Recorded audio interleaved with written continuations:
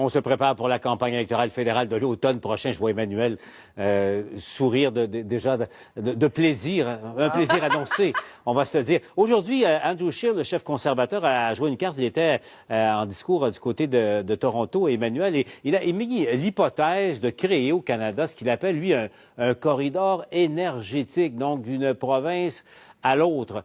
Avouons tout de suite, ça soulève bien des questions. Emmanuel, qu'est-ce que tu en penses?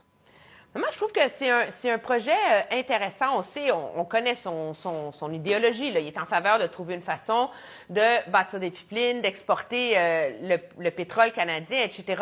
Ce qui est intéressant là-dedans, c'est cette idée de corridor aurait aussi des avantages importants pour le Québec. Monsieur Legault ne cesse de dire qu'il veut exporter l'hydroélectricité québécoise. Encore faut-il réussir à le faire et se trouver des partenaires pour l'acheter, pour le faire. C'est des grands projets qui exigent une forme de donnant-donnant. Cette idée de corridor énergétique permettrait peut-être de simplifier l'approbation de ces projets-là, de les localiser justement, que ce soit des lignes électriques, des pipelines ou whatever, dans des régions du pays où ce serait moins dommageable. L'idée, bien sûr, c'est que le Canada soit plus autosuffisant énergiquement et réduise ses importations. Okay. Mais à ça, je réponds, négocier avec les 10 provinces et les Autochtones, bonne chance.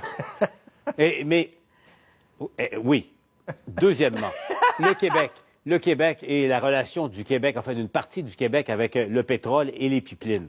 Jonathan, j'essaie de comprendre l'idée, un corridor énergétique, là, Emmanuel le souligne, ça permettrait un corridor pour sortir de l'hydroélectricité du Québec vers l'Ontario peut-être, et bon, qui sait, peut-être un peu plus loin vers l'ouest. Mais est-ce que ça voudrait dire que dans le même corridor, il y aurait, à côté de la ligne d'Hydro-Québec, il y aurait un pipeline de pétrole de l'Ouest?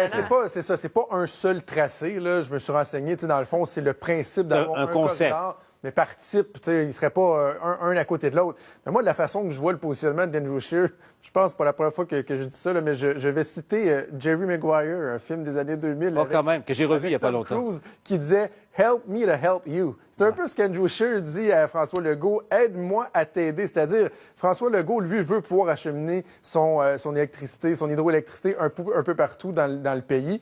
Andrew Scheer dit « Parfait, je vais t'aider. On va avoir une discussion nationale sur le transport d'énergie d'un bout à l'autre, donc d'est en ouest en ce qui te concerne, mais aide-moi toi aussi à transporter mon énergie à moi de l'ouest à l'est. » Et ils font bien attention dans l'entourage d'Andrew Scheer de nous spécifier qu'on ne parle pas d'énergie est ici, qu'on parle d'un tracé plus environnemental, de l'acceptabilité des provinces. Et là, il fallait voir donc la réaction du gouvernement Legault. Ce qu'on nous dit, c'est qu'eux, évidemment, ils veulent exporter de l'hydroélectricité, premièrement.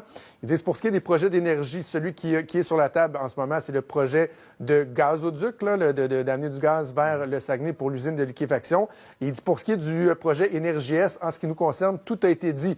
Donc, il mentionne Énergie Est, ne parle pas de tout type de projet, mais surtout, il s'empresse de dire que, étant donné qu'on est à l'aube d'une campagne électorale fédérale, ils vont éviter de commenter les propositions de tout un chacun de manière précise. On repousse le débat pour plus tard, bien évidemment, mais rapidement, on va se laisser là-dessus. Emmanuel, je commence avec toi d'abord. Quand on a un député et bien des gens qui ont dit jamais de pipeline, même s'il y avait du quick aux fraises dedans, sérieusement, est-ce qu'un pipeline, l'idée même, ça peut être viable au Québec? Rapidement. Moi, je suis pas nécessairement contre. Il y a bien des sondages qui montrent que les Québécois sont pas si diamétralement contre toute forme de pipeline, etc.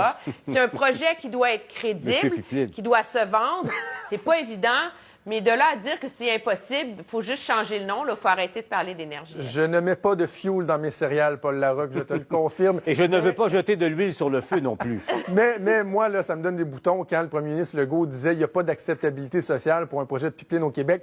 Il n'y en pour avait le pétrole pas, sale. On en convient. Pour le projet Énergie Est, qui avait été bâclé, mal ficelé. Mais de là à dire que les Québécois sont totalement opposés à ce qu'on puisse transporter du pétrole d'un bout à l'autre du pays, nous enrichir, etc.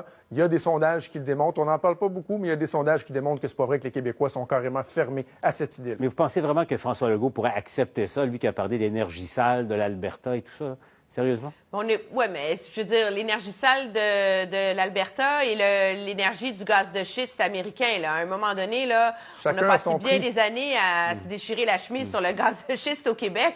À un moment donné, on consomme du pétrole, puis la réalité, c'est qu'on est un pays producteur et on continue à en importer beaucoup. Là. À suivre, Jonathan, Emmanuel, merci d'avoir été avec nous pour ce deuxième segment de la Joute également. Je vous amène